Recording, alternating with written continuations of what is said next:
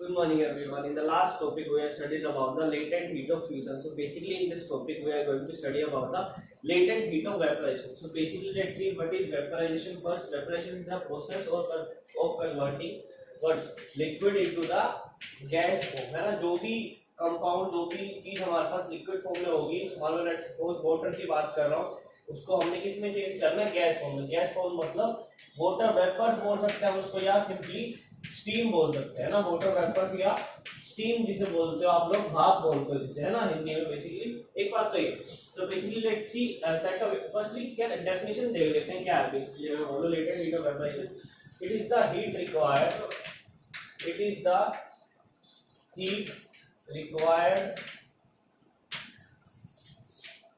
to convert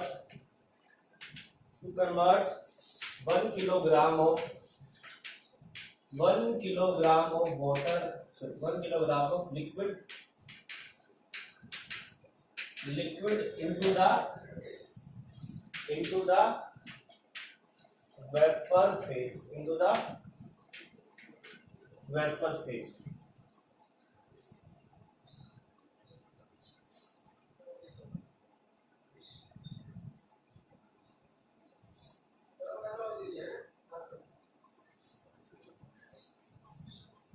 Without any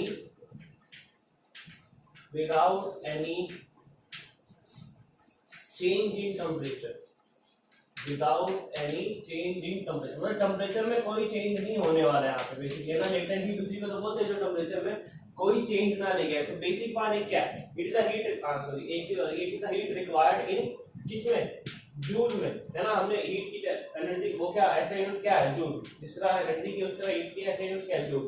तो it is the heat required to convert, कितना convert करने के लिए, है ना, कन्वर्ट 1 किलोग्राम ऑफ लिक्विड किस फॉर्म में, वेपर फॉर्म में, है ना. वेपर फेज बोल रहा है, वेपर फॉर्म बोल लो, form of matter, without any change in temperature at its boiling point. सबसे इंपॉर्टेंट बात क्या है, at its boiling point, at its boiling point. सबसे पहले देखेंगे बॉइलिंग पॉइंट क्या है. जैसे हम वहां पे हमने फ्रीजिंग पॉइंट देखा था, यहाँ पे हम देखेंगे, तो वहां पे हमने मेल्टिंग पॉइंट की बात करी, यहाँ बॉइलिंग पॉइंट की बात करेंगे. बॉइलिंग पॉइंट ऐसी चीज जब ऐसा टेम्परेचर है, it is a temperature at विच दोनों जो स्टेट हमारे लाई करते हैं, बोलो कि इस तरह से लिक्विड फॉर्म है यहाँ पे, इसको मैं अगर गर्म करूँ सिंपली तो क्या होगा, कुछ पार्टिकल्स के जो है ना, ये वेपर, ये पार्टिकल पानी के किस फॉर्म में जाने लगेंगे, वेपर फॉर्म में जाने लगेंगे, है ना. ये सारी की सारी क्या है, वेपर फॉर्म में जाने लगेंगे. तो ऐसा टेम्परेचर जहाँ पे ये वेपर फॉर्मेशन स्टार्ट हो जाएगी, जहाँ वेपर फॉर्म स्टार्ट हो जाएगी, और साथ साथ वेपर्स भी आपस में नीचे नीचे जाके कुछ यहाँ भी बनेंगे. तो बेसिक बात क्या है, बॉइलिंग पॉइंट की अगर बात करूँ, ये क्या है boiling point, it is the temperature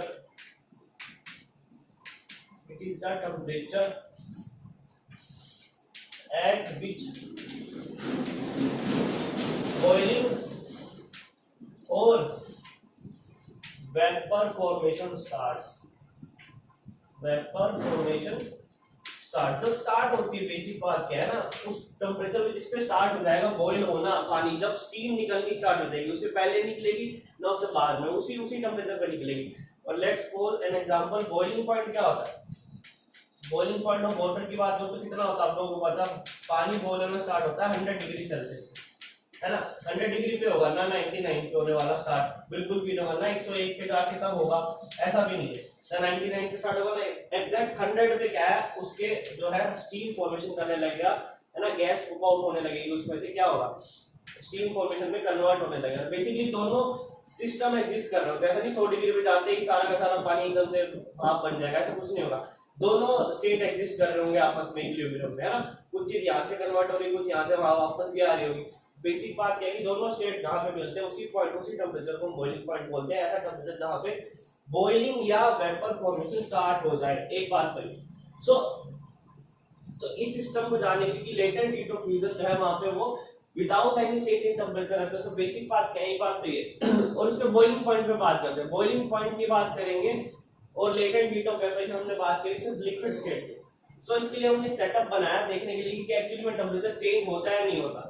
हमने क्या देखा कि बर्नर लगा दिया नीचे, बेसिक है ना, ये ट्राइपोस्टैंड बोल सकते हैं इसको आप, सॉरी ये सिंपल एक स्टैंड है ना, ये एक सिंपल स्टैंड ले लिया मैंने, उसमें ये एक टाइप का दूसरा स्टैंड ले लिया, ट्राइपॉड स्टैंड भी हो सकता है, या पीछे भी इसके डंडा हो सकता है। Basically it is a tripod stand type, tripod मतलब 3 पैर वाला ट्राइपॉड स्टैंड ये होगा। ये सिंपल एक स्टैंड है। यहाँ पे क्या रखते हैं हमने, ये क्या रखा हुआ है, बीकर है ना। बीकर के अंदर मैंने पानी लिया, पानी का ये जो अपर मोस्ट लेवल होता है ना, सबसे ऊपर वाला लेवल, उसको क्या बोलते हैं, सरफेस ही तो बोलते हैं, अपर मोस्ट लेवल किसी भी चीज का। ये सरफेस हो गया पानी का, इस तरह से ये मैंने पिंक कलर से शो कर दिया, सरफेस हो गया। अब क्या होगा, जब इसको हीट करना स्टार्ट करोगे, सबसे पहले क्या चीज होने वाली, हीट करते टाइम अभी हमें पता नहीं वाटर का टेम्परेचर कितना है, यहाँ पे मैं टेम्परेचर की रीडिंग्स लिखने वाला कितनी।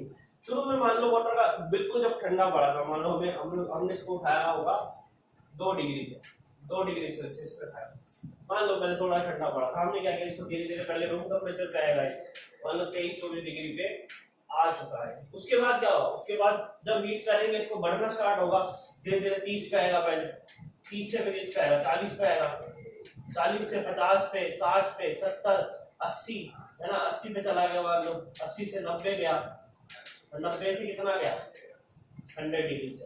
अब इस चीज पे आने के बाद 100 डिग्री पे आ जाएगा, धीरे धीरे करके 100 डिग्री तक आएगा, और 100 डिग्री पे आने के बाद बस कांस्टेंट रहेगा, चेंज नहीं होने वाला बिल्कुल भी। मतलब इसीलिए तो बात है कि लेटेंट हीट ऑफ फ्यूजन तब स्टार्ट होती है, तभी बात करते हैं कि बॉइलिंग पॉइंट पे उसकी चीज स्टार्ट होने वाली है। उससे पहले तो जस्ट ये पानी गर्म हो रहा था, बॉइलिंग वेपर बनने स्टार्ट नहीं हुए थे। 100 डिग्री तक क्या है, 100 डिग्री तक पानी बस गर्म हो रहा है, हीट हो रहा है, थोड़ा थोड़ा गर्म हो रहा है। बट 100 डिग्री अचीव होते ही, 100 डिग्री होते ही इसके क्या क्या क्या बनने स्टार्ट हो जाएगी, इसके वेपर फॉर्मेशन स्टार्ट हो जाएगी। बेसिकली बात है ना, वेपर फॉर्मेशन जो है वो स्टार्ट हो जाएगी इस तरह, इस तरह वेपर फॉर्मेशन स्टार्ट होगी। और बेसिक क्या है, कब स्टार्ट हुई वेपर फॉर्मेशन, जब बॉइलिंग पॉइंट अचीव हो। बॉइलिंग पॉइंट कितना 100 डिग्री सेल्सियस, उससे नीचे जितने भी टेम्परेचर गए, ये सिर्फ टेम्परेचर राइज की स्केल दिखा रहा है कि पहले इतना था, फिर इतना गया, इतना इतना इतना होते होते 100 डिग्री गया, और अभी जाके कांस्टेंट है। क्यों, तो बेसिक बात क्या, अब ये इंक्रीज क्यों नहीं हो रहा, बात ये टेम्परेचर हम हीट देते हैं कंटीन्यूअसली, फिर भी टेम्परेचर इसका इंक्रीज क्यों नहीं होता। हमने सेम चीज लेटेंट हीट ऑफ फ्यूजन में भी पढ़ी थी, क्या कि जितना मर्जी हीट दोगे उसका क्या होगा, ये जो पानी के मॉलिक्यूल्स है आपस में कितना थोड़ा थोड़ा क्या होगा, मान लो ये एक मॉलिक्यूल है पानी का, ये थोड़ा सा दूर है उससे, ये तीसरा मॉलिक्यूल है और ये चौथा मॉलिक्यूल है, सर मैंने 4 मॉलिक्यूल बने। इसमें क्या होगा, ये हीट जो आप दे रहे हो ना, इनके बीच में तो बॉन्डिंग है इस तरह की, ये जो मान लो बॉन्ड बना आपस में पास पास है, इनके बीच की बॉन्डिंग टूटने लगेगी इस तरह से, टूटेगी, और वो टूट तोड़ने के लिए, उसको दूर करने के लिए ये हीट काम आ रही है ना। ये हीट किस लिए काम आ रही है, इन बॉन्ड्स को दूर करने के लिए। क्या होगा, यहाँ गैस फॉर्म में आने के बाद ये मॉलिक्यूल्स मान लो इस तरह से, अब ये पास पास से एक मॉलिक्यूल इधर चला गया होगा, इधर चला गया होगा, इस तरह से इधर आ गया होगा, और इधर चला गया, काफी दूर दूर चले, है ना। ये जो बीच में बॉन्ड था वो काफी वीक हो चला है, इंटरमॉलिक्यूलर जो बॉन्डिंग है वो काफी स्ट्रॉन्ग वीक हो चुका है ना, बट ये यहाँ पे स्ट्रॉन्ग बॉन्डिंग थी थोड़ी सी, तो इसको तोड़ने के लिए एनर्जी रिक्वायर्ड होती है। इसीलिए जो है टेम्परेचर अल्टीमेटली बढ़ता नहीं है सिस्टम का। पानी ये थर्मामीटर हमने इसलिए लगाया कि 100 डिग्री है, तो ये उसके 100 डिग्री ही दिखाएगा, और यहाँ पे 100 डिग्री था तो लेवल इतना ही रहने वाला, कम नहीं होने वाला कभी भी जिंदगी में। क्यों, जब तक कम नहीं होगा, जब तक सारा वेपर जो फॉर्म ना बन जाए, तब तक ना इंक्रीज होगा ना डिग्री, इतना ही रहने वाला 100 डिग्री बेसिक बात है। तो इसी को बोलते हैं latent heat of fusion basic, है ना। अब अगर मैं बात करूं कि क्या लेटेंट हीट ऑफ वेपराइजेशन पानी के लिए कितनी है, लेटेंट हीट ऑफ वेपराइजेशन की बात करूं, latent heat of vaporisation for LHV लिख दिया इसको, latent heat of vaporisation for water है कितनी 22.5 जूल पर किलोग्राम। इतनी वैल्यू है किसकी, ये एलएचवी मतलब latent heat of vaporisation for water, मतलब इतनी हीट हमें देनी पड़ेगी कि कितने के लिए, 1 किलोग्राम अगर पानी को मुझे बॉईल करना है, मतलब उसका टेम्परेचर कांस्टेंट रखना है, उस टाइम मुझे 100 डिग्री तक ले जाने के बाद भी, ताकि मेरा जो है वो हीट बढ़े ना, टेम्परेचर बढ़े ना सिस्टम का, तो मुझे इतनी हीट रखनी पड़ेगी। इससे ज्यादा रखी तो डेफिनेटली टेम्परेचर में चेंज आ सकता है, इससे कम रखी तो भी टेम्परेचर में चेंज आ सकता है। तो बेसिक बात ये थी कि ये सारा सेटअप है किस चीज के लिए, लेटेंट हीट ऑफ वेपराइजेशन के लिए।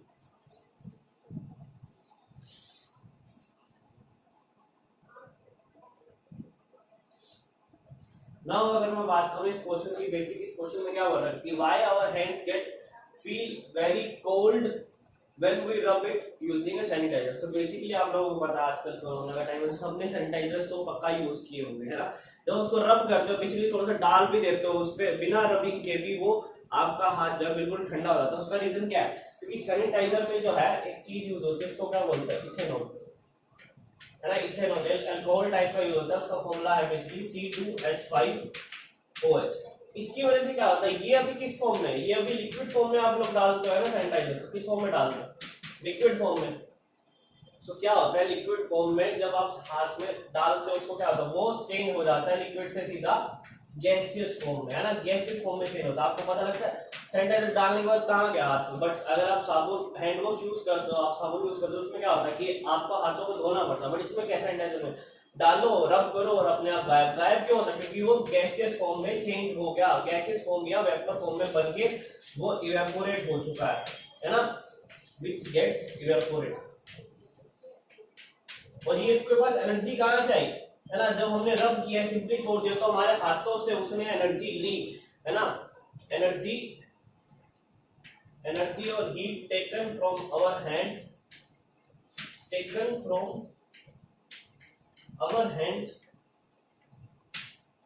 which is used as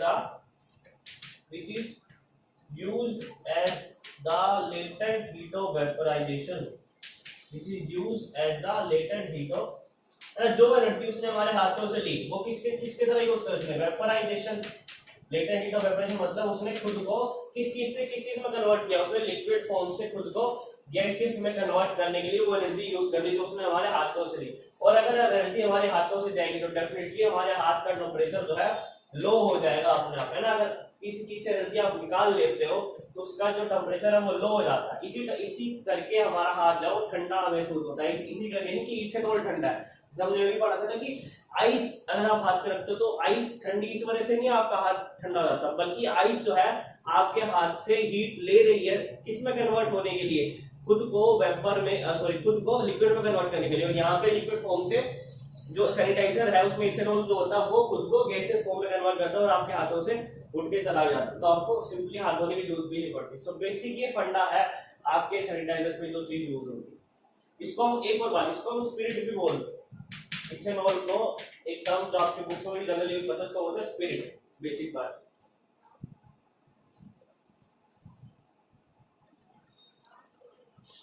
now अगर अब मैं बात करूं कि मैंने 100 डिग्री पे क्या, 100 degree is the boiling point of water. So 100 degree पे हमको स्टीम भी मिलने वाली है, स्टीम या बोल सकते हैं वाटर वेपर्स, और हमको वाटर लिक्विड फॉर्म में मिलने वाला है ना। लिक्विड के लिए मैंने यहाँ लगा दिया L और स्टीम के लिए मैंने यहाँ यूज कर दिया G, गैसियस फॉर्म और लिक्विड फॉर्म। सो बेसिकली अगर आपको 100 डिग्री पे दोनों चीजें दी तो मैं अब कह सकता हूँ क्या कौन सी चीज गर्म है कौन सी चीज ठंडी है, बट टेम्परेचर तो हमने दोनों का सेम रखा है। तो अगर स्टीम या यूजिंग वाटर से किस चीज को मैं गर्म करना चाहूँ तो ज्यादा जल्दी होगा स्टीम से। रीजन बीइंग क्या है, पानी क्या करेगा, पानी को जब आपने 100 डिग्री सेल्सियस पे रखा तो उसको फर्स्टली पहले क्या करेगा, वो 22.4 × 10⁵ जूल जो है ना एनर्जी, इतनी तो वो लेटेंट हीट ऑफ वेपराइजेशन के लिए यूज कर देगा, लेटेंट हीट ऑफ वेपराइजेशन में यूज कर लेगा वो। और किस में कन्वर्ट हो जाएगा, water firstly convert into the liquid form, पहले वो लिक्विड में कन्वर्ट होगा उसके बाद जाके वो गर्म करना स्टार्ट करेगा। बट इसमें क्या, स्टीम में तो डायरेक्टली वो हीट करना स्टार्ट कर देगा, डायरेक्टली हीट द सब्सटेंस, जो भी सब्सटेंस को आपने गर्म करने की सिर्फ चीज को उसको डायरेक्टली हीट करना स्टार्ट कर देगा।